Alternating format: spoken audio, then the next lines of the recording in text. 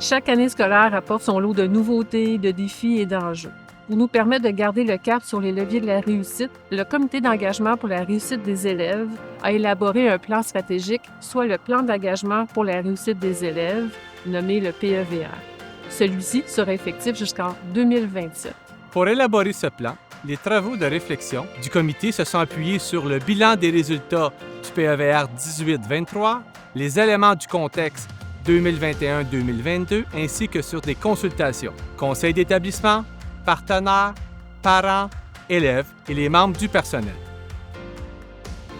Pour identifier les priorités d'action, le comité s'est tourné du côté des pratiques des écoles efficaces ainsi que des centres scolaires performants. De plus, il s'est assuré d'être cohérent avec le plan stratégique du ministère de l'Éducation.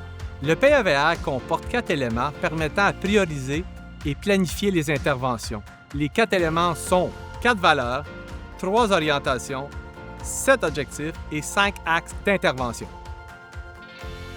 Les 4 valeurs de notre organisation sont la bienveillance, le courage, la confiance et la collaboration. Les 7 objectifs sont répartis en 3 orientations. Les orientations précisent les comportements à adopter en équipe pour l'atteinte de nos objectifs. Notre première orientation s'intitule « Apprendre », soit adapter les pratiques professionnelles aux besoins du milieu. L'objectif 1, c'est de permettre aux élèves d'entreprendre et de réussir un parcours scolaire en visant l'atteinte d'une compétence assurée en littératie. Notre cible, c'est que les élèves du primaire, 70% d'entre eux, réussissent à 70% l'épreuve ministérielle de lecture et d'écriture. L'autre cible, c'est que 60% des élèves du secondaire obtiennent 70% à l'examen ministériel. L'objectif 2, c'est de permettre aux élèves d'entreprendre et de réussir un parcours scolaire en visant l'atteinte d'une compétence assurée en mathématiques. Notre cible, c'est que 70% des élèves du primaire obtiennent un résultat de 70% et plus aux épreuves ministérielles pour les compétences déployer un raisonnement mathématique et résoudre. Et notre cible au secondaire, c'est que 60% des élèves obtiennent 70% et plus aux épreuves ministérielles.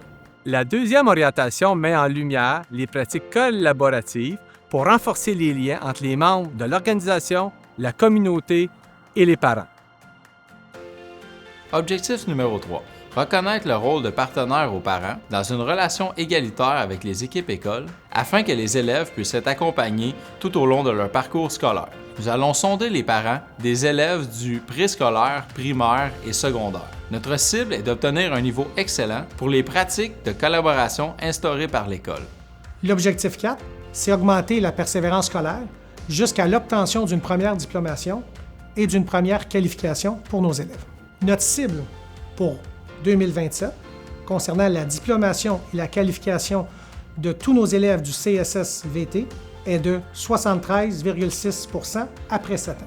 Notre cible de 2027 concernant les garçons est de 68,6%. Notre cible en 2027 concernant les élèves HDAA est de 51,1%. L'objectif 4 est d'augmenter la persévérance scolaire jusqu'à l'obtention d'une première diplomation ou d'une première qualification. Notre cible pour 2027 est de maintenir le taux de diplomation à 85 % pour les DEP de durée d'une année scolaire. Et d'augmenter à 72 % le taux de diplomation pour les DEP de plus d'une année scolaire. La troisième orientation se nomme « Grandir ». Il s'agit d'assurer un milieu propice au développement du plein potentiel de tous nos élèves.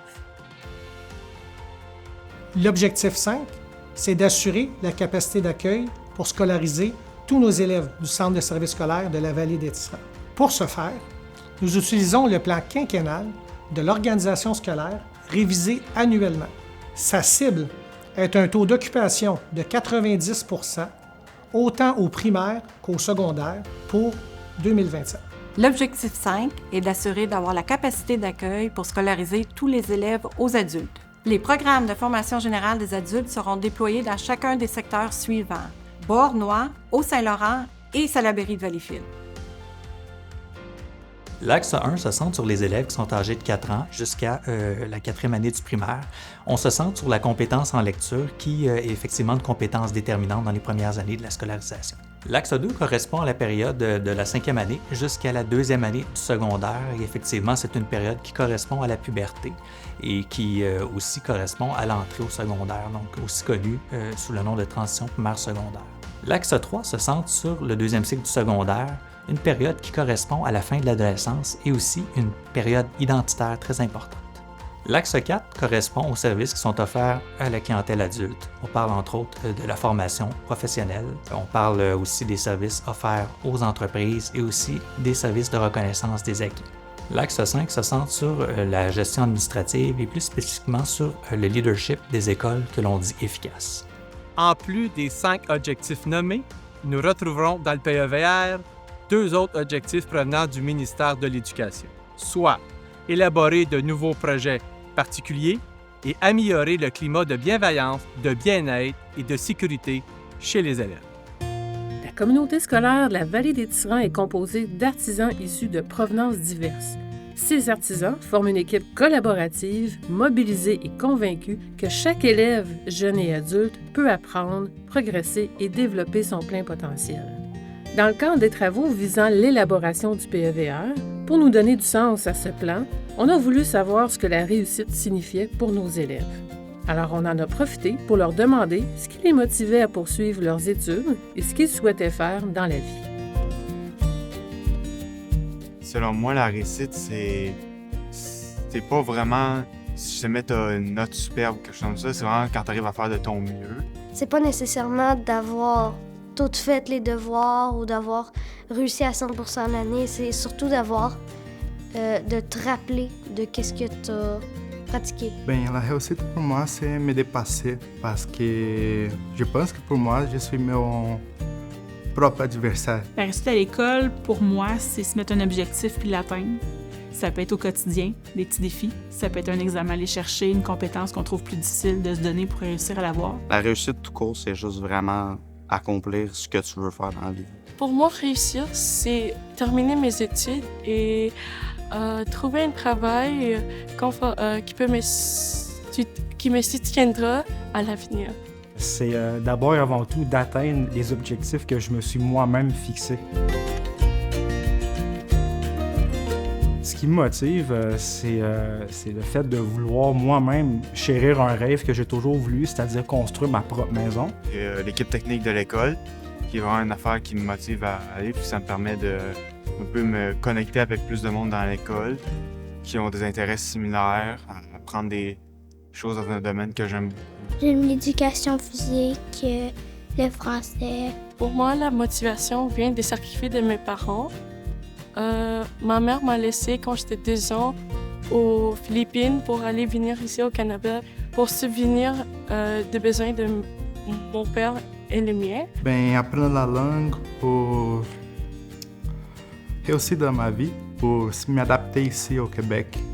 C'est ça qui me motive pour apprendre le français, pour faire toute la francisation, c'est ça. Je joue au foot, puis honnêtement, ça a pris une grosse place, puis c'est ça qui m'a motivé plus à venir à l'école.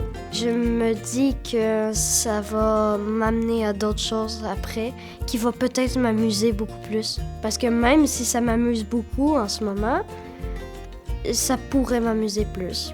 On sait pas. J'aimerais être un architecte ou un ingénieur civil. J'aime dessiner et je pense que comparé à mes autres cours, les mathématiques sont plus compréhensibles pour moi parce que c'est plus universel.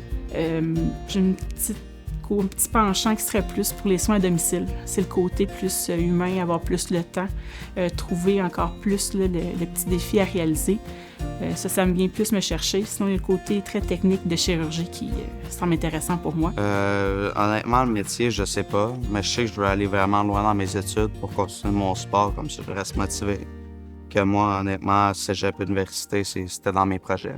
Ben juste aller à la NASA, voir quelque chose, faire des études, aller apprendre la technologie. Bem, après ça, je voudrais faire le cégep des arts visuels. Et après ça, le cégep d'animation 3D pour les métiers des jeux de vidéo, pour l'animation. Pour le moment, j'ai pas tant d'idées où est-ce que je vais m'en aller, mais Ce que je sais, c'est que moi, sûrement aller dans un domaine des sciences ou de la technologie. Là. Ben, je vais faire 2 choses, être couturière puis être enseignante.